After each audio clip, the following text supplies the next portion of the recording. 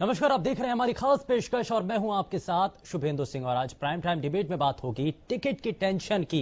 किस तरह से हरियाणा में टिकट की टेंशन इस वक्त बढ़ चुकी है राजनीतिक दलों के सामने। और बीजेपी तो चुनावी मैदान में 8 उम्मीदवार उतार चुकी, यानी कि बीजेपी के 8 योद्धा मैदान में हैं।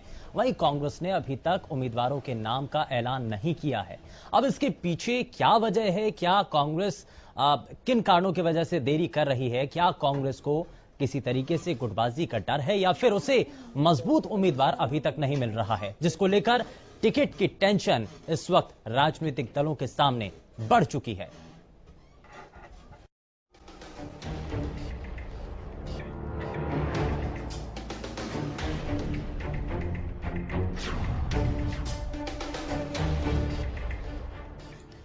तो हरियाणा में टिकटों को लेकर खूब माथापच्ची हो रही है। बीजेपी ने 8 उम्मीदवारों को मैदान में उतारा, तो वहीं दूसरी पार्टियों ने अभी तक उम्मीदवारों के नामों का ऐलान नहीं किया।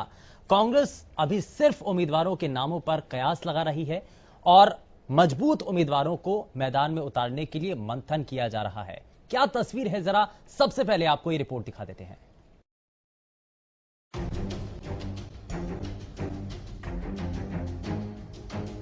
राजनीति में कहा जाता है कि जिसकी रणनीति सबसे सटीक होती है और सबसे पहले जो दाव खेलता है वही जीत की इबारत लिखता है।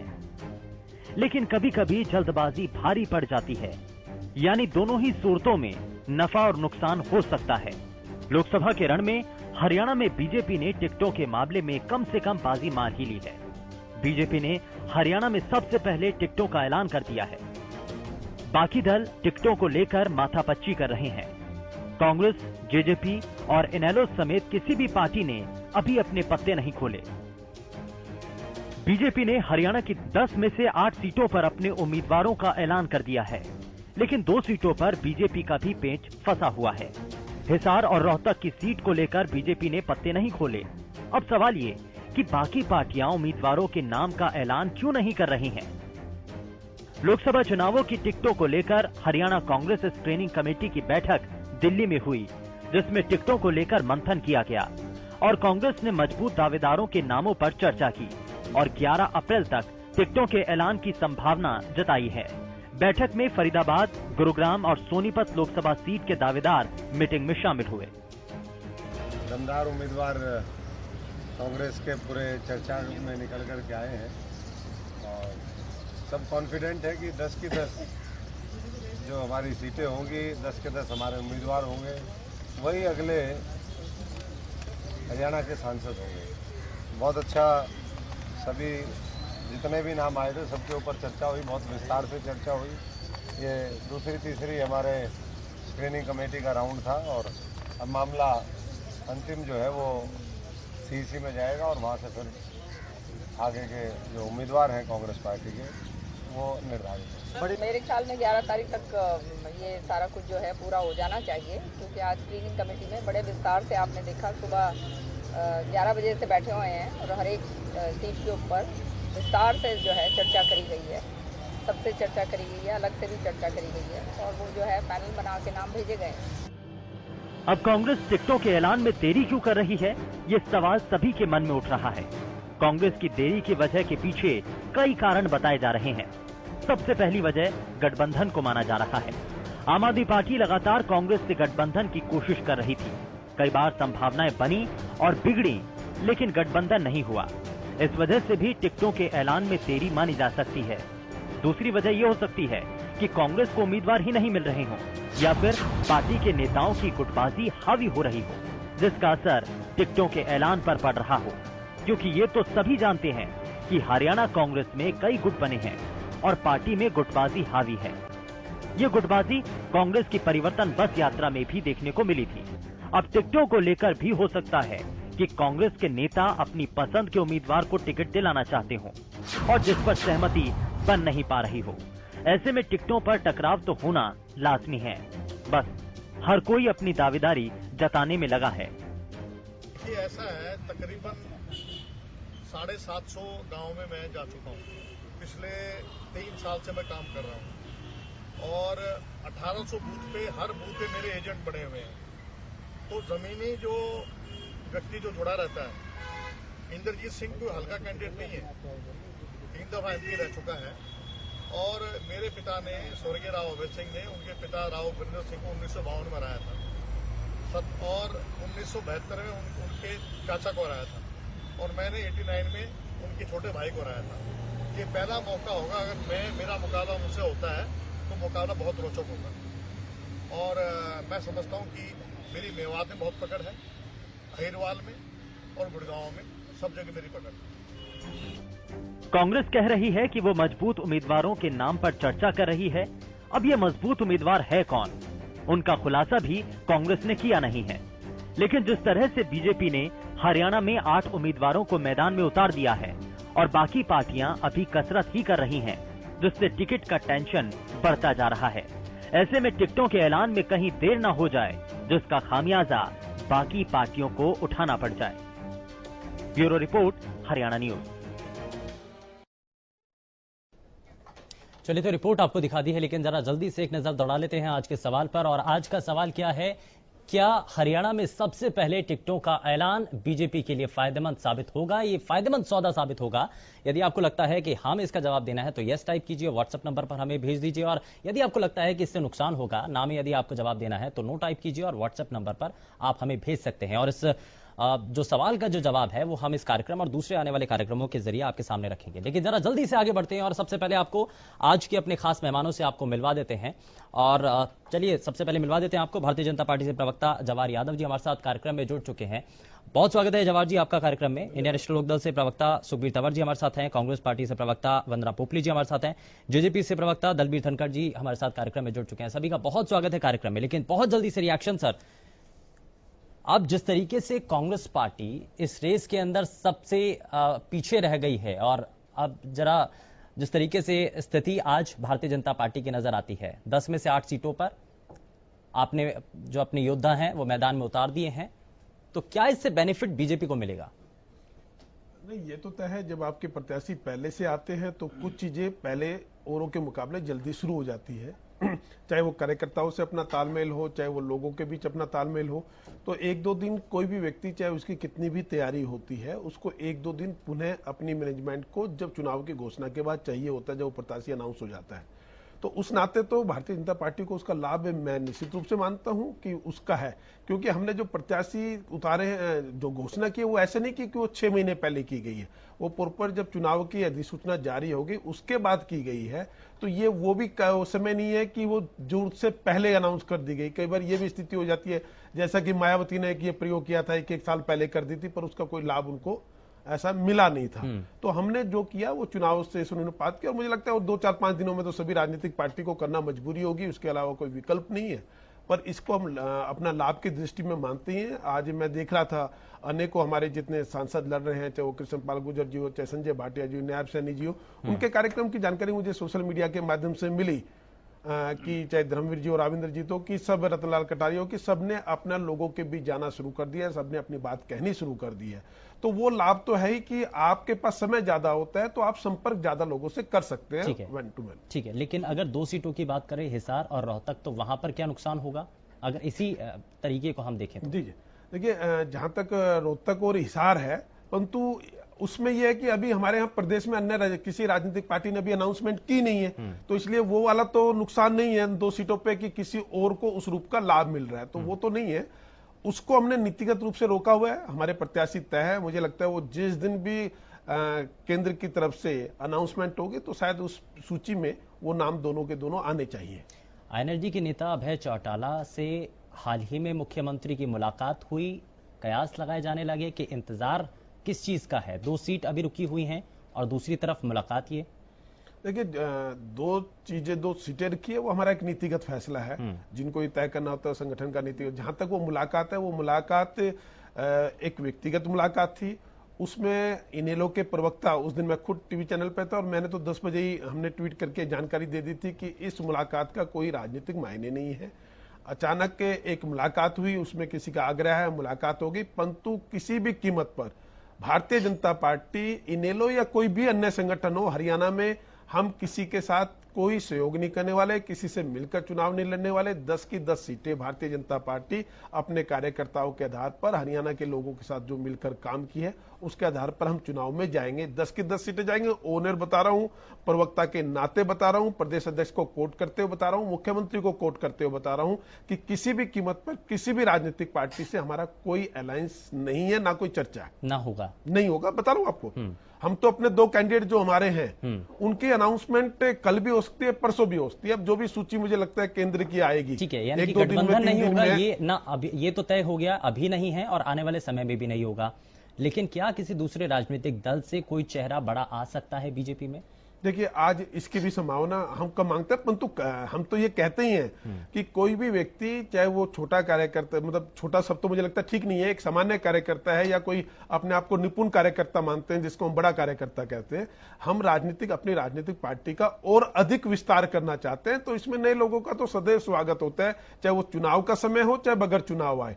जब आप एक संगठन को और अधिक से अधिक लोगों से जोड़ना चाहते हैं, दूसरे दल से कोई नेता आए और आकर के उसको तुरंत टिकट मिल जाए तो इस बात को लेकर सवाल है, क्योंकि इससे तो पार्टी के भीतर बगावत भी होगी और ऐसा पहले हुआ भी है। देखिए, हमारी पार्टी में आज तो हमने अधिकांश लोग अपने 7-8 सीटों पर हम पिछली बार चुनाव लड़े थे, जिसमें से एक रोहतक की हार गए थे और 7 सीटें हम जीते थे। उनमें धनखड़ जी आज केंद्र में मंत्री है और हमारी प्रदेश सरकार में मंत्री है। अश्वनी चोपड़ा जी ने खुद अपने बीमारी के कारण, उनको एक गंभीर बीमारी थी इसके कारण, और राजकुमार सैनी हमारी पार्टी में आज नहीं है। तो बाकी 5 के 5 लोग तो हमने वही लड़ा है जो पिछली बार भी हमारे सिंबल से लड़े थे। 2 सीटों की बात कर रहा हूं मैं सर, हिसार और रोहतक, यानी कि इंतजार। मेरा सवाल आपसे ये है कि क्या गठबंधन तो आप नहीं कर रहे हैं ना अभी ना आने वाले समय में, तो क्या कोई बड़ा चेहरा किसी दूसरे राजनीतिक दल से लाया जाएगा? क्या बातचीत इस तरीके से है या फिर कोई और दूसरा इसका रास्ता निकाला जाएगा? देखिए, अगर ऐसा होगा भी तो कम से कम मैं आपको या मीडिया में तो बताने वाला ये विषय नहीं है, इसलिए, परंतु ऐसा नहीं है। हमारे प्रत्याशी तय है। खुद कालराज मिश्र जी ने कहा कि हमारे प्रत्याशी तय है। मुझे लगता है 1-2 दिन वेट करेंगे, वो दोनों नाम को हम जल्दी से जल्दी अनाउंस कर देंगे। अच्छा, बगावत भी हो रही है टिकट बंटवारे से पहले। जिस तरीके से नेताओं की खिलाफत हुई इलाकों के अंदर, चाहे पार्टी के कार्यकर्ताओं के द्वारा, उसको नजरअंदाज कर दिया गया क्या? नहीं, देखिए, पार्टी के कार्यकर्ताओं द्वारा बगावत नहीं, कहीं पर भी किसी तरह की कोई बगावत नहीं। टिकट अनाउंसमेंट के बाद, चाहे आप फरीदाबाद को लेकर के अगर कहना चाहे, टिकट अनाउंस के बाद कोई किसी तरह का कोई एक प्रतिक्रिया भी नहीं आई। बगावत होना तो दूर की चीज है। आज जब से मुझे बताएं, मेरी जानकारी में अभी तक ऐसा नहीं है। कोई भी मेरा मित्र मेरा ज्ञान बढ़ा सकता है कि जब से हमने 8 टिकटें अनाउंस की है उसके बाद किसी की एक भी नकारात्मक प्रतिक्रिया आई हो।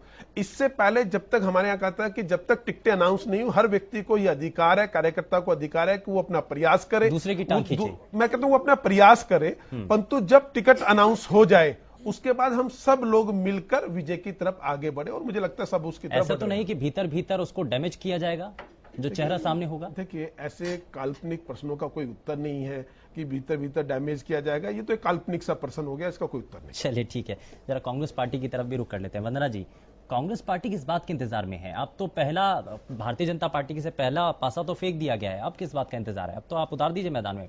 देखिए, अभी मैं आपकी बात भी सुन रही थी और भारतीय जनता पार्टी के प्रवक्ता यहाँ पर बैठे हैं जवाहर यादव जी, उनकी बात भी सुन रही थी। लगातार जो शुरुआत में बात की गई, टिकटों के ऐलान को कहीं ना कहीं लाभ या हानि की दृष्टि से जोड़ा गया, तो उस हिसाब से पूरे देश में सबसे पहले कांग्रेस ने टिकट का ऐलान करना शुरू किया था। तो लाभ कहां जा रहा है? अगर आप इस चीज को मानते हैं तो इस चीज को भी आपको समझना होगा। लेकिन मेरा मानना यह है, अभी आप सुन पा रहे होंगे सीएलपी लीडर्स जो है हमारी किरण चौधरी जी, उनका आपने बयान सुना, हमारे जो प्रदेश अध्यक्ष है डॉक्टर अशोक तंवर का भी बयान आपने सुना होगा कि हमने जितने भी 10 के 10 हमारे जो कैंडिडेट्स हैं, दमदार जो हमारे उम्मीदवार हैं, हमने उनको चुन लिया है। स्क्रीनिंग कमेटी में जो उनके नाम है वो चयन कर लिए गए, उनका नाम जो है आगे CWC के पास भेज दिया गया और 11 से पहले उनका नाम अनाउंस हो जाएगा। तो मुझे लगता है कि 17 तारीख को नामांकन है, अगर उससे पहले नाम अनाउंस हो जाता है तो उसमें कोई बड़ी बात नहीं है, इसमें ऐसी कोई घबराहट या परेशानी वाली बात नहीं है। आपने एक चीज और देखी होगी कि जब बस यात्रा, परिवर्तन यात्रा स्टार्ट हुई थी पूरे हरियाणा में, तो कहीं ना कहीं गुलाम नबी आजाद जी संकेत देते जा रहे थे कि यहाँ से कौन कैंडिडेट हो सकता है, यहाँ से कौन कैंडिडेट हो सकता है। हालांकि आधिकारिक रूप से जो उसका अनाउंसमेंट है वो बहुत जल्दी हो जाएगा, लेकिन एक चीज है, चाहे कार्यकर्ता लेवल पर है चाहे नेता लेवल पर है, सभी लोग जो है अपने प्रयासों में लगे हुए हैं, जनता के सामने पार्टी की नीतियों को लगातार लेकर आ रहे हैं। तो मुझे लगता है कि इसका कोई लाभ या हानि से कोई कंसर्न नहीं है। हालांकि इससे पहले प्रदेश के अंदर रणदीप सुरजेवाला की तरफ से स्टेटमेंट तो दे दिया गया कि गठबंधन नहीं होगा, लेकिन इंतजार क्या इस बात का भी है कि गठबंधन हो तो आगे सीटों का उसी तरीके से एलोकेशन किया जाए? देखिए, मेरे हिसाब से तो अभी शायद कोई चर्चा भी नहीं है और इस बारे में चर्चा तो खूब है, दिल्ली से यहाँ तक और पंजाब तक पहुंच गई। आपस में डिस्कशन की मेरे सामने कोई चर्चा नहीं आई है। रणदीप सुरजेवाला जी भी कह चुके हैं, सुर्खियों में बनी हुई है। अगर कुछ होगा तो आपके सामने होगा, लेकिन मेरे पास जो आज इंफॉर्मेशन है कि कोई भी गठबंधन नहीं हो रहा। आने वाले समय में कुछ उम्मीद है? जब चर्चा ही नहीं है तो उम्मीद की क्या बात कर सकते? यानी कि गठबंधन नहीं होगा आज की डेट में। मेरे पास जो इन्फॉर्मेशन है वो मैंने आपको बता दी। अच्छा, देरी और गुटबाजी, इन दो चीजों को एक साथ मिलाकर देखें क्या? गुटबाजी कहाँ दिखी आपको? मुझे तो कहीं गुटबाजी नहीं दिखी। बस यात्रा से शुरुआत कर लीजिए। कहाँ से? बस यात्रा में सभी जो हैं एक साथ चले। कुलदीप बिश्नोई कहते हैं कि अगर राहुल गांधी आते हैं तो मैं आऊंगा, वरना नहीं, और ना ही वो आए। देखिए, इस समय अगर आप बात करें, कांग्रेस पार्टी के अध्यक्ष राहुल गांधी जी हैं, सर्वमान्य नेता हैं। अगर उनके सामने वो आ रहे हैं तो मुझे लगता है बाकी के जो प्रश्न हैं वो बेमानी हो जाते हैं। कुलदीप बिश्नोई जी राहुल जी के सामने आए, उन्होंने कहा कि जहां पर राहुल जी है वहां पर मैं को नहीं मान रहे, वहां नहीं। कभी तो आप बोलते हैं कि भूपेंद्र सिंह हुड्डा जी के साथ बैठकर वो हलवा खा रहे हैं, कभी कुछ और स्टेटमेंट आती है। तो मुझे लगता है कि इन सब छोटी बातों की तरफ ध्यान देने की बजाय सबसे बड़ी बात यह है कि कांग्रेस जो है अपनी नीतियां लोगों के सामने पहुंचाने में सफल रही है लगातार से, वो इम्पोर्टेंट है। हम अपनी नीतियों को लेकर जा रहे हैं, हम क्या करना चाहते हैं जनता के लिए। जो जुमलों की नीति क्या है, कांग्रेस पार्टी की नीति क्या है? सबसे बड़ी हाल ही में घोषणा पत्र कांग्रेस पार्टी का जारी हुआ, 370 को लेकर सीधे सीधे लकीर खींच दी गई, लेकिन हरियाणा प्रदेश के आपकी पार्टी के सांसद 370 धारा को लेकर क्या कहते हैं? दो मतभेद यहां अलग अलग तरीके से, दो दिशाएं नजर आती हैं। देखिए, मुझे लगता है कि हमारा देश अगर लोकतंत्र है तो सभी को अपना मत देने का अधिकार है, उसको मतभेद नहीं कहा जाएगा। नहीं, लेकिन ये पार्टी की विचारधारा से अलग जाना, अगर इसको ना कहा जाए। लोकतांत्रिक पार्टी है, उन्होंने बोला है कि पुनर्विचार किया जा सकता है। ये आइडियोलॉजी से अलग हटकर है, ये विचारधारा है आपकी पार्टी की। मेरी पार्टी में मुझे गर्व की बात यह है कि मेरी पार्टी में सभी अपनी बात को कह सकते हैं, वो इम्पोर्टेंट है। और वो जाकर नहीं तो आप पार्टी प्लेटफॉर्म पर ये बात उठाई गई, यानी कि एक जो पार्टी के घोषणा पत्र के अंदर जिस बात का जिक्र किया गया, नेता उससे एतबार नहीं करते, यानी कि ये बात तो मान ली जाए ना। देखिए, अपनी बात को कहने का सभी को अधिकार है और लोकतांत्रिक पार्टी है। यानी कि पार्टी के भीतर तो उनकी सुनवाई नहीं है, पार्टी के भीतर उनकी सुनवाई नहीं है, इसलिए पब्लिक प्लेटफॉर्म पर आकर उनको कहना पड़ रहा है। ऐसा कुछ नहीं। अगर आप ऐसे ठीक है, जवाहर जी से जरा रिएक्शन ले लेते हैं। तो लगातार जो है भारतीय जनता पार्टी के नेता प्रेस कॉन्फ्रेंस करके लगातार जो बोलते रहे हैं, उस चीज को आप क्या कहेंगे? ठीक है, उन्होंने तो एक अपनी बात रखी है सामने। ठीक है, रिएक्शन ले लेते हैं, फिर आगे चलते हैं। दलबीर जी, देखिए, भारतीय जनता पार्टी में कोई व्यक्ति ये कहे कि मैं 370 के साथ खड़ा हूं और मैं 370 का विरोध नहीं करता, तो मुझे लगता है वो भारतीय जनता पार्टी का हिस्सा नहीं रहेगा। भारतीय जनता पार्टी की मैं बात कर रहा हूं। कोई ये कहेगा कि जी मैं समान नागरिकता का विरोध करता हूं और मैं भारतीय जनता पार्टी में रहूंगा, तो मुझे लगता है ऐसा संभव नहीं होता। जब हमने मैनिफेस्टो जारी की है तो इसका मतलब इससे बड़ी विडंबना क्या हो गई कि आप तो मैनिफेस्टो के विरोध में बोल रहे हैं। और दूसरा, अगर आपको आपत्ति भी है, मैं कहता हूं चलिए ठीक है, आपके देश में मन में एक बार देश प्रेम जाग गया, हरियाणा के लोग हैं तो हरियाणा के मन में देश प्रेम हो सकता है, मैं उससे नहीं जाना चाहता, परंतु ये बात तो फिर पार्टी प्लेटफॉर्म पर रखने की अवस्था थी ना। हुआ क्या, मैं इस घटना की जानकारी देता हूं, ऐसा हुआ क्यों। बेसिकली हरियाणा सैनिकों की भूमि है, चाहे वो किसी भी जाति का हो, हर जाति से हरियाणा में से 10% है, 2% हमारी आबादी और 10% के आसपास हम सेना में जाते हैं हमारे सैनिक। उनकी एक स्वाभाविक प्रतिक्रिया थी कि आप चुनाव लड़ोगे, परंतु ये थोड़ी है कि आप सैनिकों के खिलाफ कुछ बोल दोगे, क्योंकि वहां यह भी कहा गया कि हम सेना को वहां कमजोर करेंगे, सैनिका के अधिकार वापस ले लेंगे। तो गांव गांव से जो सभी लोगों ने एक प्रतिक्रिया की, उस प्रतिक्रिया से बचने के लिए दीपेंद्र जी की ये स्टेटमेंट है। अगर इनको ये कहना होता तो मुझे लगता है फिर ये पार्टी प्लेटफॉर्म के अंदर ये विषय उठाते, इस पे हम जैसे लोगों को अवसर क्यों देते कि हम इन पर हमला कर सके या पत्रकार ये प्रश्न पूछ सके। मैं जवाब दूं? बहुत जल्दी। देखिए, यहाँ पर अभी आपने देशद्रोह की बात करी, आपका सबसे अच्छा हथियार है देशद्रोह। जो आपके अगेंस्ट बोले उस पर लगा दो देशद्रोह। अभी आप यहाँ पर बात करें, मेरी पूरी बात सुनिए, मैं अपने मुद्दे का जवाब दूंगी, बिल्कुल आप मेरी पूरी बात सुनेगा। आप यहाँ पर बात कर रहे हैं धारा 370 की, बिल्कुल हमने कहा कि धारा 370 नहीं हटाई जाएगी, दीपेंद्र जी ने भी कहा। लेकिन आप एक बात बताइए, आप तो शुरुआत से इस चीज को कहते हैं ना कि धारा 370 हटानी है। अभी आपने बोला जो ये बोलेगा वो पार्टी में नहीं रहेगा, लेकिन जब आप पूरी मेजोरिटी के साथ आते हैं, जब आप देश में आते हैं, प्रदेश में आते हैं, जम्मू एंड कश्मीर में जिसको बार बार बोलते हैं बाप बेटी की पार्टी, बाप बेटी की पार्टी, उसके साथ गठबंधन करते हैं। जब फिर लगातार पत्थरबाजी की घटनाएं बढ़ जाती है, जब आपको लगता है कि अब स्किन सेव करना मुश्किल है, तो उसके बाद आप क्या करते हैं, वो गठबंधन तोड़ देते हैं। और वो पार्टी अगर ये बोले कि 370 के बारे में कुछ कहा जाए तो पार्टी में नहीं रहेगा। मुझे तो लगता है आपकी पूरी की पूरी पार्टी नहीं रहनी चाहिए। ठीक है, बहुत जल्दी से रिएक्शन जवाब जी, बहुत जल्दी से रिएक्शन, फिर उसके बाद मैं जरा चल रहा हूँ मुद्दे पर। 5 साल बीत जाने के बाद अब आपको याद आया कि क्या करना चाहिए। बहुत जल्दी, ठीक है, बहुत जल्दी से। राज्यसभा में हमारा बहुमत नहीं है, इसके कारण 3 तलाक भी हमने संसद में पास कर दिया था, तो भी वो राज्यसभा में पास नहीं हो पाया।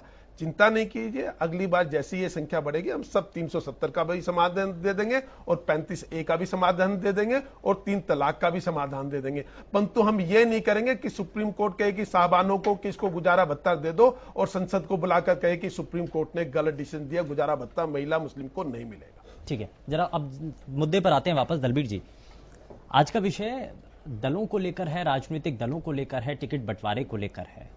जननायक जनता पार्टी इस रेस में कहां नजर आती है? शुभेंदु जी, मुद्दे पे भी बात करेंगे, 370 पे भी बात करेंगे। भले ही हम क्षेत्रीय दल हैं, दोनों राष्ट्रीय पार्टियां 370 की बात करें तो मैं भी पीछे नहीं हटूंगा। सबसे पहले तो मैं अपनी पार्टी का इन टाइम, जो चुनाव आयोग ने समय दिया उस टाइम तक हमारे कैंडिडेट डिक्लेयर हो जाएंगे, 10 की 10 पे लड़ेंगे और खूब बढ़िया से फाइट करेंगे। आप ये मान लीजिए, भारतीय जनता पार्टी का अगर कोई विकल्प है तो जेजेपी हरियाणा, वो हमने जींद में देखा भी दिया है। जहां तक 370 की बात करें शुभेंदु जी, दोनों राष्ट्रीय पार्टियां बैठी हुई है। भारतीय जनता पार्टी में मेरे को बहुत लंबा काम करने का मौका मिला। उसके मोटे मोटे मायने भारतीय जनता पार्टी एक साफ शब्दों में हर घोषणा पत्र में एक बात लिखती थी। मैं ये बातें सुन सुन के बड़ा हुआ हूं, प्रचार हमने बहुत किया भारतीय जनता पार्टी में। एक देश एक कानून एक संविधान। जहां तक एक देश एक संविधान एक कानून की बातें आती है, मैं छोटे छोटे बातों में बताऊंगा आपको। इस देश के प्रधानमंत्री श्री अटल बिहारी वाजपेयी बने, मैं कहूंगा लाल बहादुर शास्त्री और अटल बिहारी वाजपेयी, इस देश में जो प्रधानमंत्री बने ऐसे प्रधानमंत्री शायद ही हमें कभी मिलेंगे।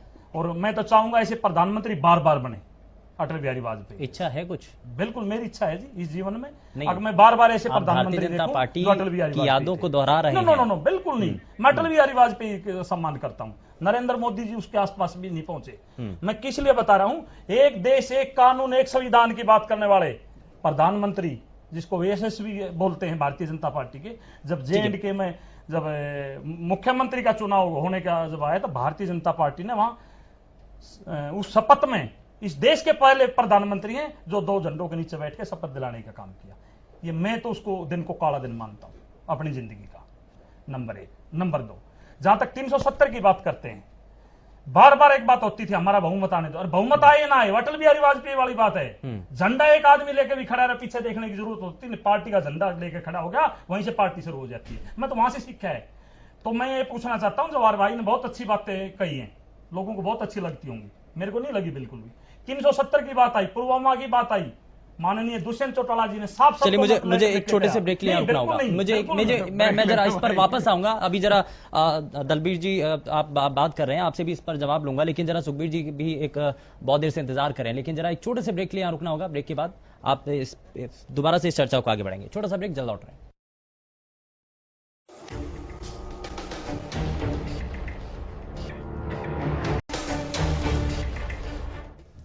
ब्रेक के बाद आप सभी का स्वागत है। जरा समय बिना गवाए जरा जल्दी से आगे बढ़ जाते हैं। हमारे साथ राजनीतिक विश्लेषक सुरेंद्र स्वामी जी भी कार्यक्रम में जुड़ चुके हैं।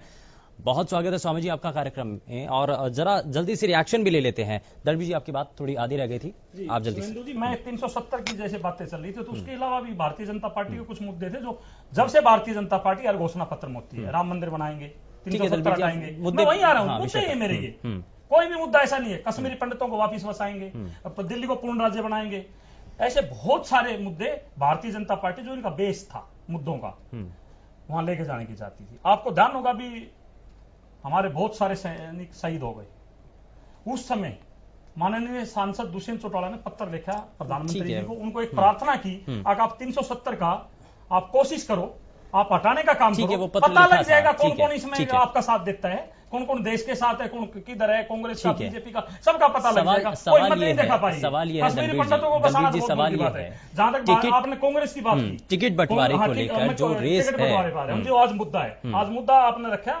कांग्रेस की जो मीटिंग हुई थी। कांग्रेस की मीटिंग का आप एक देख लीजिए, कांग्रेस आज तक जो बार बार हमारी बहन जी ने एक बात कही, पिछली डिबेट में भी एक बात है, कुलदीप बिश्नोई की बात कही, अगर राहुल गांधी जी आएंगे तो वो आएंगे, वो पार्टी से बड़े हैं क्या? अशोक तंवर क्या यहाँ के प्रदेश के अध्यक्ष नहीं क्या? बाकी टीम कांग्रेस की टीम नहीं है क्या? वो मतलब अपनी पार्टी से बहुत बड़े हो गए। राहुल गांधी आएंगे तो आएंगे। राहुल गांधी कितनी बार आ सकते हैं हरियाणा में? अगर वो राष्ट्रीय अध्यक्ष इनके, हरियाणा में कितनी बार आ सकते हैं? ये बड़ा चिंता का विषय है कांग्रेस के लिए। कांग्रेस मतलब जिस तरह से एक विपक्ष की भूमिका नहीं निभा पा रही देश में, प्रदेश में, वही हालत इनकी आज चल रही है। अच्छा, कोई बहुत बड़ी टिकटों को बात लेकर अभी आपने भी अभी चेहरों को सामने नहीं रखा है, इंतजार आप भी कर रहे हैं आपसे गठबंधन का? समेंदु जी, हमने साफ शब्दों में कहा है हमारा गठबंधन किसी से नहीं हो रहा। जहां तक बात आम आदमी पार्टी की चली थी, हमने साफ शब्दों में कह दिया था कांग्रेस से आम आदमी पार्टी करने जा रही था, हमारा गठबंधन कतई नहीं होगा उनसे। नहीं तो पहली लाइन तो यहाँ क्लियर हो गई ना, रणदीप सुरजेवाला जी ने ये कह दिया कि कांग्रेस का आपसे गठबंधन नहीं होगा, तो यानी कि पहला जो टर्म कंडीशन है वो तो आपका क्लियर हो गया, पहला रास्ता तो साफ हो गया, जो आपकी शर्त है वो तो यहाँ खत्म हो जाती है। तो यानी कि अब तो आपके लिए माकूल पूरी परिस्थितियां हैं। मैं कहता हूं समान विचारधारा वाले लोग हमारे साथ आएंगे, जननायक ताऊ देवीलाल में जो वास्ता रखेंगे।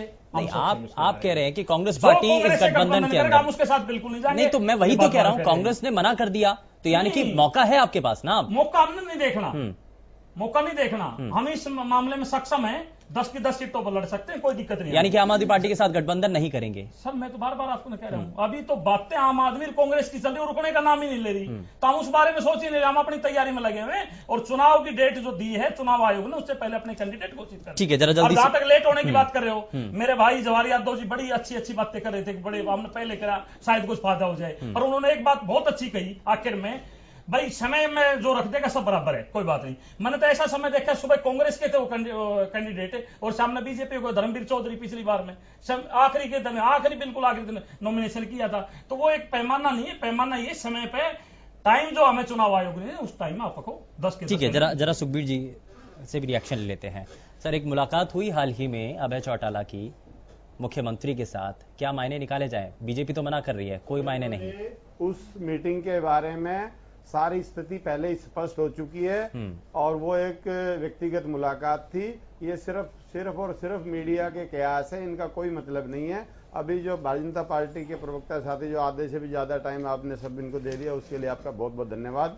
जिस प्रकार से भारतीय जनता पार्टी ने अपने जिन लोगों ने टिकट ठुकरा दी थी, माननीय धर्मवीर जी लगातार 4 साल से कह रहे थे कि मैं लोकसभा का चुनाव नहीं लड़ूंगा, रमेश कौशिक जी लगातार कह रहे थे मैं चुनाव नहीं लड़ूंगा।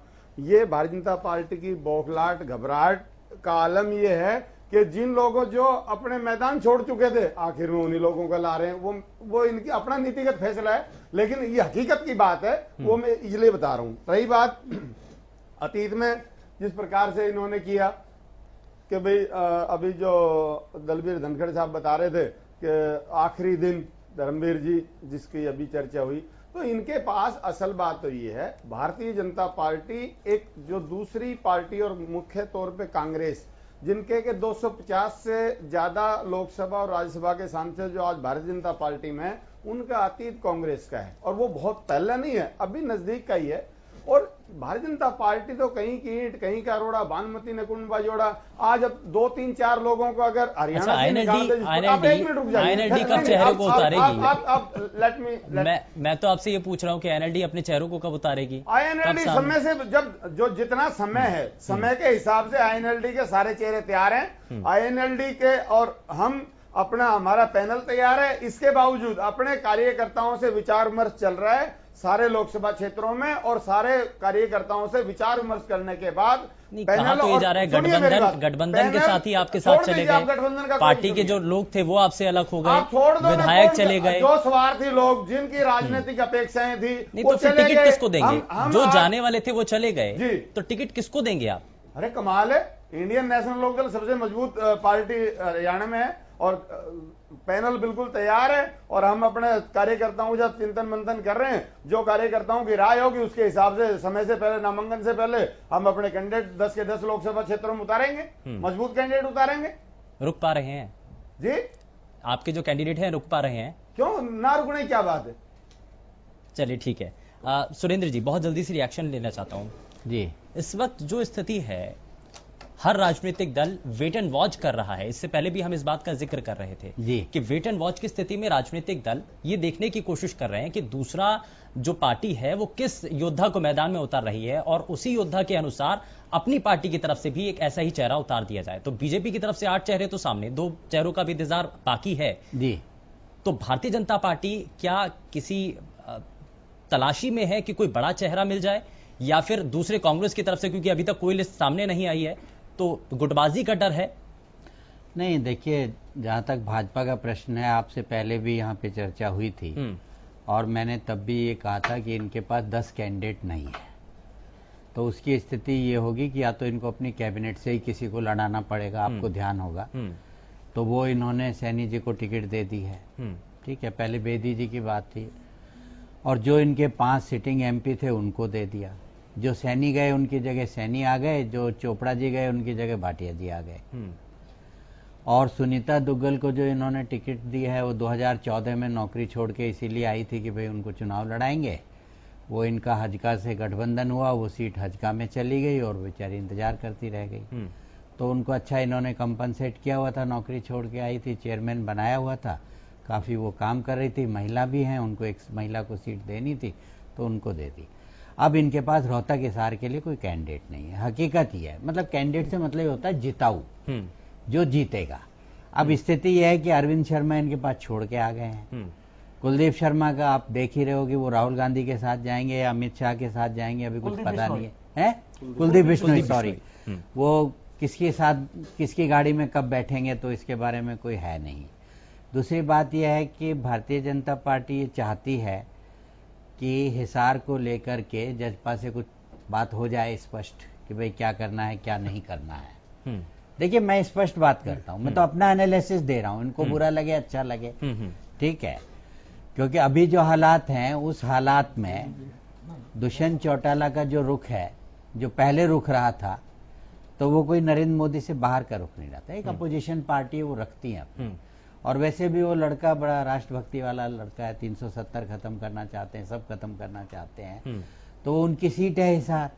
तो विचारधारा की जो बात आती है, नहीं, देखिए, विचारधारा तो एक ही होती है ना। सत्ता, देखिए, सत्ता में विचारधारा क्या है, आप जिस पार्टी में उसकी विचारधारा है। भाई जिस बस में बैठेंगे वो जहां जा रही है वहीं तो जाएंगे ना। अपनी विचार, आप कहें कि साहब मैं तो आगरे की बस में बैठ गया, मुझे जयपुर जाना है, तो वो तो नहीं होता ना। तो ये लोग जो बात करते हैं कि भाई जो कांग्रेस, जजपा और आम आदमी पार्टी का जो ट्रायंगल की जो तैयारी थी, नहीं, वो तो खत्म हो चुकी है। ठीक है, देखिए, उस दिन भी आपसे यही डिस्कशन हुआ था कि आपके साथ कांग्रेस समझौता नहीं करेगी, क्योंकि कांग्रेस को यह मालूम है कि वो सत्ता में नहीं आ सकते केंद्र में, और शीला दीक्षित से ज्यादा इस बात को कोई समझता नहीं है। लड़ाई है विधानसभा की। विधानसभा में अगर वो आपसे समझौता करते हैं दिल्ली में, तो समझिए विधानसभा में कहीं नहीं है कांग्रेस, खत्म हो जाएगी। तो वो कभी नहीं करेंगे। हम शुरू से इस बात को कह रहे हैं कि कुछ भी आप कर लीजिए, कांग्रेस आपके साथ दिल्ली में समझौता नहीं कर सकती। अपने पैरों पे कुल्हाड़ी मारने वाली बात है, बाकी कोई मारना चाहे उसकी मर्जी। ठीक है, तो यहां पे ये था जो मैंने कहा कि तो वो एक हिसार की सीट इसलिए फंसी हुई है। दूसरी जो सीट है रोहतक की, देखिए, अरविंद शर्मा को ट्रांसफर किया जाएगा क्या? ऐसा हो सकता है अरविंद शर्मा को? नहीं, अरविंद शर्मा का हिसार में क्या है, कुछ नहीं है, क्या लड़ेंगे? नहीं, रोहतक के लिए ये कहा जा रहा है कि रोहतक से अगर चर्चा है। नहीं, देखिए, भाजपा में इस समय जो स्थिति है, देखिए, वैसे तो जवाहर जी बैठे हैं, वो ज्यादा जानते हैं, हम लोग तो खाली मतलब ऊपर से भांपते हैं और अंदर से देखने की कोशिश करते हैं क्या है। देखिए, अरविंद शर्मा जी को ऑफर हुआ था, वो गए नहीं, ठीक है ना। जो सीट उनके लिए थी वो लड़ना कहीं और से चाहते थे, वो चाह रहे थे मुझे करनाल से लड़ा दो, वही करनाल से पहले ब्राह्मण रहे हुए हैं, तो वो बात बनी नहीं उनकी। और अगर किसी तरह से ये भाग जाते आपके धर्मवीर जी, तो हो सकता है उनको वहां से देते। भाजपा ये चाह रही है कि रोहतक में कांग्रेस क्लियर करे, तो उसके बाद हम अपना कैंडिडेट लाएंगे समीकरण के हिसाब से। एक बार जजपा और कांग्रेस का रोहतक को लेके, हिसार को लेके क्लैरिटी हो जाए तो वो अपने कैंडिडेट वहां लेके आएंगे। कांग्रेस की क्या दिक्कत है?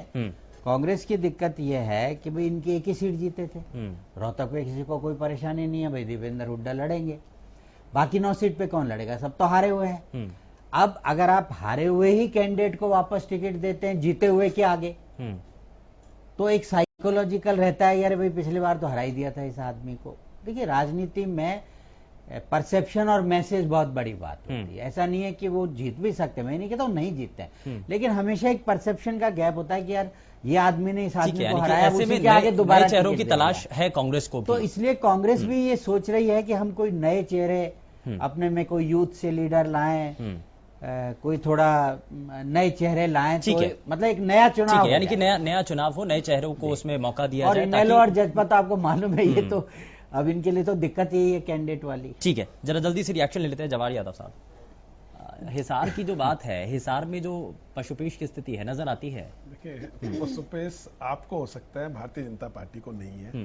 एक तो कुलदीप बिश्नोई जी का जिक्र हुआ, किसी भी कीमत पर हमारी तो कुछ ना कुछ तो आधार होगा। तो बाकी 10 में से 8 सीट तो क्लियर कर दी, 2 सीट पे मैं बता रहा हूँ।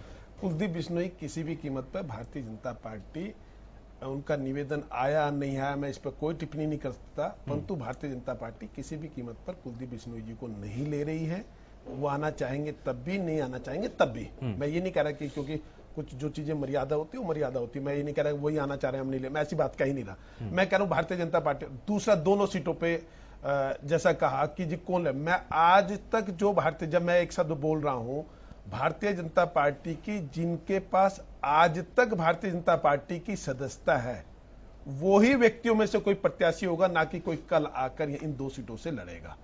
जो भी लड़ेगा में तो आपने आखिरी दिन किया, सुन तो नहीं वही मैं मैं तो दोनों की बता रहा हूं ना। अतीत में मैंने किया, वो आप आगे भी कर सकते हैं, उसके सुनिए ना जी, वो आप आगे भी। मैं तो इन 2 सीटों की आज बता रहा हूं आपको, वो लोग लड़ेंगे जो मेरे ये शब्द निकले हैं इससे पहले भारतीय जनता पार्टी के कार्यकर्ता हैं। तो इसलिए कौन होगा क्या होगा वो जल्दी पता चल जाएगा। परंतु आज हो क्या रहा है, हमने 8 सीटें अनाउंस कर दी, चर्चा हो रही है कि 2 क्यों नहीं। सर आप बाकी लोगों से पूछिए 10 क्यों नहीं हुई। और जहां तक रोहतक का विषय, इसमें कोई संशय नहीं है कि वहां से दीपेंद्र हुड्डा जी नहीं लड़ेंगे, 100% दीपेंद्र हुड्डा जी लड़ेंगे। और दीपेंद्र हुड्डा जी को हम कैसे हराएंगे, ये हमारी रणनीति पूरी है, उसकी पूरी तैयारी शतरंज बिक चुकी है। बस आप कुछ पल कुछ घंटों का और इंतजार कीजिए।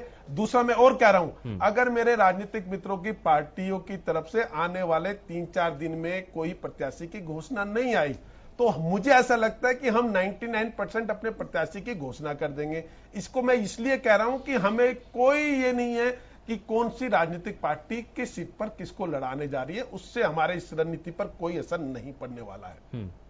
तो इसलिए चलिए आगे बढ़ाइए फिर। वंदना जी देखिए, मुझे कोई हैरानी नहीं हुई, जैसे भारतीय जनता पार्टी के प्रवक्ता जवाहर यादव जी ने जिन शब्दों का इस्तेमाल किया, रोहतक की बात वो कर रहे थे, शतरंज की बात कर रहे थे, रणनीति की बात कर रहे थे। बड़ी हैरानी की बात है कि आप 5 साल राज कर चुके हैं और इस समय बात होनी चाहिए कि हमने ये काम करा, वो काम करा। इस समय प्लीज मैं आपके बीच में नहीं बोली, वंदना जी, लेकिन एक यहाँ पर बड़ी हैरानी वाली बात और है कि प्रदेश के मुखिया वो इस तरह की स्टेटमेंट देते हैं दीपेंद्र हुड्डा जी के लिए कि इन्होंने जितना पैसा कमाया है, उन्होंने बात की 2009 की और 2014 में जो अपनी उन्होंने अपनी आज का जो विषय है, देखिए वंदना जी बहुत क्लियर है, बहुत क्लियर है, कनेक्शन ठीक है, वो अलग विषय है। 2014 में जो संपत्ति की घोषणा की वो चोरी डकैती से कमाई। ठीक है, अब वापस मुद्दे पर। 2014 में उनकी शादी हो गई और उनकी पत्नी की संपत्ति साथ में एडेड हो गई, लेकिन इस तरह के शब्द यूज करना, चोरी डकैती, 5 साल आपकी सरकार थी, आप चेक कराते ना कहीं डर झलक रहा है कि हम वहां पर क्यों हराएंगे, वही डर यहीं पर दिख रहा है। शतरंज की बात करें, रणनीति की बात करें, अरे आप कहते हैं ना हमने बहुत विकास कराया, समान विकास कराया, तो डर का है। तो कांग्रेस को क्या गुटबाजी का डर है, इसीलिए अभी तक नामों का ऐलान नहीं? मैं देखिए, मुझे लगता है ये बहुत अजीब बात है जब कांग्रेस सबसे पहले नाम घोषित करना शुरू कर चुकी है, टिकट घोषित करना शुरू कर, हरियाणा में किस बात का इंतजार है फिर? तो हरियाणा में भी हो जाएगी। आपके सामने की बात है कि आधिकारिक रूप से घोषित नहीं हुए, लेकिन कुछ नाम आप सबके सामने हैं। जैसे अभी आप सुरेंद्र जी भी कह रहे थे कि दीपेंद्र जी का तो बिल्कुल एक तरह से फिक्स है, इवन जवाहर यादव जी ने भी इसको मान लिया, श्रुति चौधरी जी हैं, अशोक तंवर जी हैं। आप तो कहिए ना, एक प्रोसीडिंग है, स्क्रीनिंग कमेटी से नाम जा चुके हैं, अब वो नाम जो है अच्छा, आज भी स्क्रीनिंग कमेटी की बैठक हुई, क्या हुआ उसका? गुलाम नबी आजाद ने कैसे कर दिए सारे? नहीं, ऐसा कुछ नहीं हुआ। आपने कहा जो भी है सारे नाम जो है उन्होंने क्लियर बोला उन्होंने कि आप श्रुति चौधरी जी को जिताइए, आप अशोक तंवर जी को जिताइए, और बाद में कहा गया जब आधिकारिक रूप से घोषित होंगे तब वो नाम आएंगे। अच्छा, ये तो सबने ही देखा, ये तो ऑन एयर हुआ था।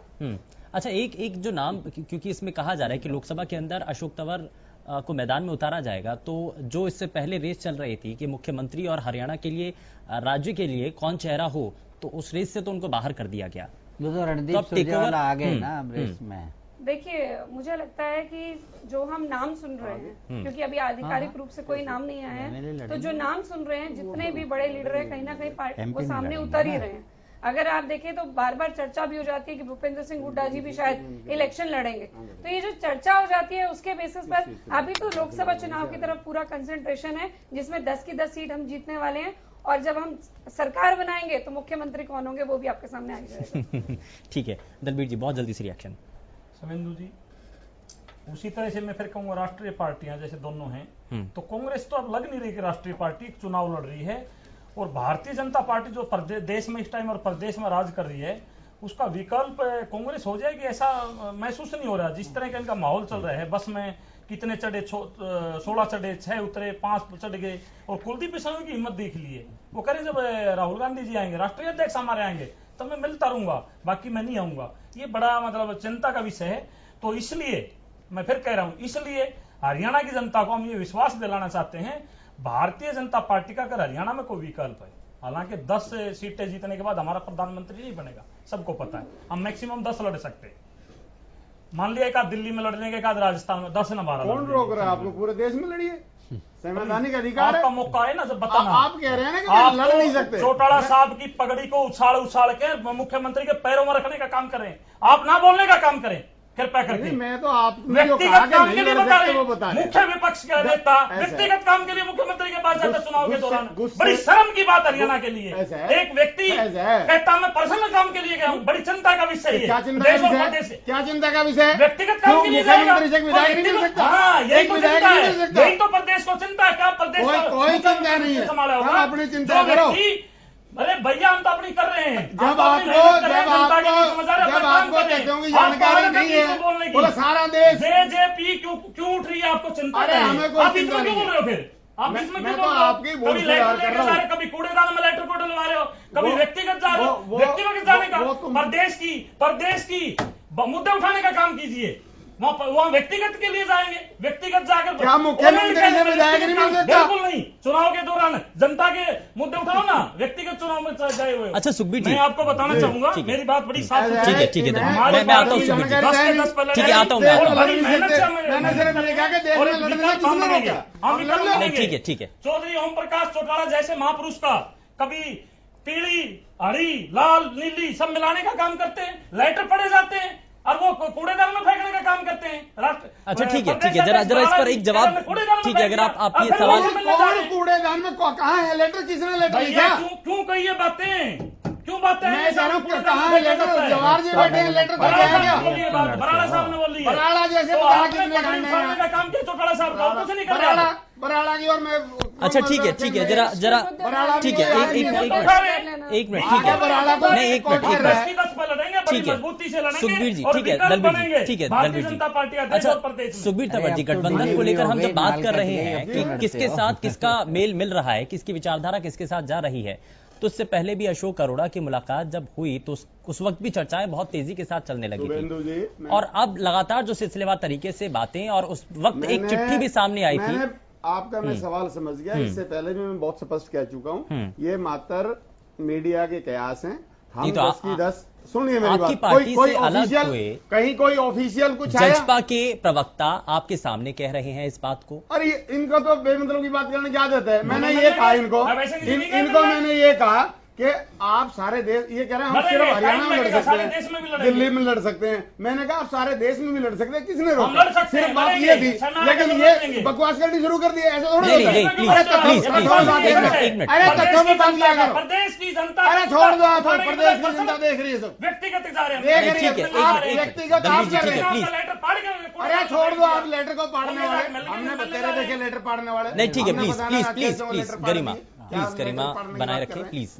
ठीक है जरा सुरेंद्र जी। नहीं, मैं ये कहना चाह रहा था कि मेरा अपना असेसमेंट है कि इस समय भाजपा एक भी सीट के लिए कोई रिस्क नहीं लेना चाहती, एक भी सीट के लिए कहीं भी। कैंडिडेट ये नहीं कि भाई आप अपनी पूरी कोशिश करते हैं सभी जीतेंगे, लेकिन पूरा सोच विचार करके हो रहा है। मेरा अपना ये असेसमेंट है हरियाणा को लेके कि इनेलो से इनका गठबंधन नहीं होगा, क्योंकि इनेलो आज की डेट में उस स्ट्रांग स्थिति में नहीं है जैसी इनेलो पिछले बार थी। इनका डिवीजन हो गया। अब प्रश्न ये उठता है कि अगर रोहतक की रणनीति स्पष्ट थी, अगर सब स्पष्ट थी, तो 8 की जगह 10 नाम भी हो सकते थे, क्योंकि वहां तो है ही दीपेंद्र हुड्डा। इस समय स्थिति ये है कि भाई जो आज ये कह रहे हैं कि भाजपा का जो सदस्य वही कल चुनाव लड़ेगा, ये तो इनको कहना ही चाहिए, क्योंकि दूसरा आदमी तो ये कैसे कहेंगे कल जो आएगा उसको टिकट दे देंगे। लेकिन मैं मजाक में सिर्फ कह रहा हूं कि कल को अगर दीपेंद्र हुड्डा भी आ जाए तो ये उनको भी भाजपा की टिकट दे देंगे रोहतक। नहीं, एक मजाक, मैंने आपसे कहा एक बात को कहने का होता है, मतलब बताने की बात होती है। तो मैं ये मान रहा हूं कि हिसार और रोहतक की सीट जजपा के साथ नेगोशिएशन में है, मेरा अपना असेसमेंट है। नहीं, अगर गलत भी हो सकता है, गलत भी हो सकता है, आप खंडन कीजिए। बीजेपी डाइजेस्ट कर पाएगी। नहीं, मैं इसका खंडन करता हूँ, आपने आप मजाक कर किया सकते हैं, होगा, पर कहीं गलतफहमी ना फैले किसी भी रूप में, चाहे जजपा हो, चाहे इनेलो हो, चाहे अन्य कोई भी पार्टी हो। भारतीय जनता पार्टी 10 की 10 सीटें अपने दम पर लड़ेगी, किसी से गठबंधन नहीं हो रहा। ये एक मेरा आधिकारिक ऑफिशियली मत है भारतीय जनता पार्टी के प्रदेश अध्यक्ष और मुख्यमंत्री के आधार पर। ठीक है, वंदना जी।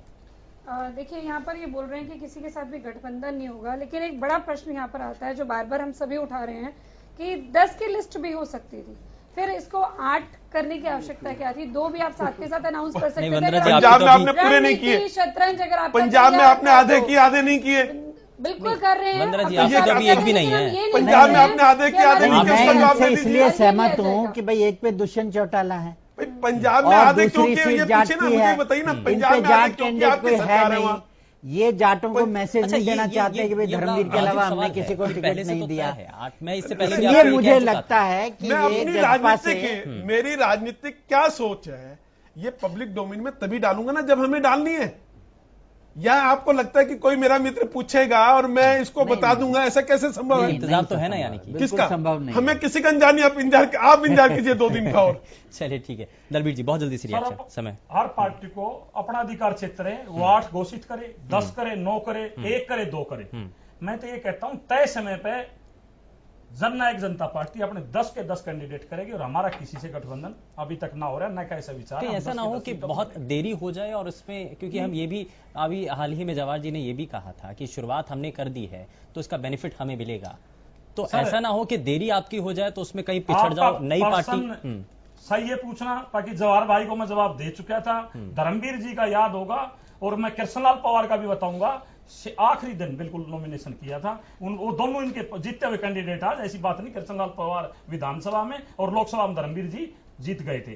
तो मैं तय समय पर सब पार्टियां अपने अपने कैंडिडेट उतार देगी। जननायक जनता पार्टी 10 के 10 सीटों पर लड़ेगी और मजबूती से लड़ेगी। प्रदेश की जनता को जिस तरह से जींद में हमने भारतीय जनता पार्टी को टक्कर देने का काम किया, उसी समय ज्यादा नहीं है, विधानसभा और लोकसभा में दोनों में भारतीय जनता पार्टी का विकल्प हम हैं। ठीक है, बहुत शुक्रिया सभी का कार्यक्रम में जुड़ने के लिए। लेकिन जाने से पहले आपको जरा आज का सवाल एक बार फिर से दिखा देते हैं कि आज का सवाल क्या था, क्योंकि आज जो जिस तरीके से गठबंधन या फिर जो अलग अलग तस्वीरें जब नजर आती हैं, तो क्या हरियाणा में सबसे पहले टिकटों का ऐलान बीजेपी के लिए फायदेमंद सौदा साबित होगा?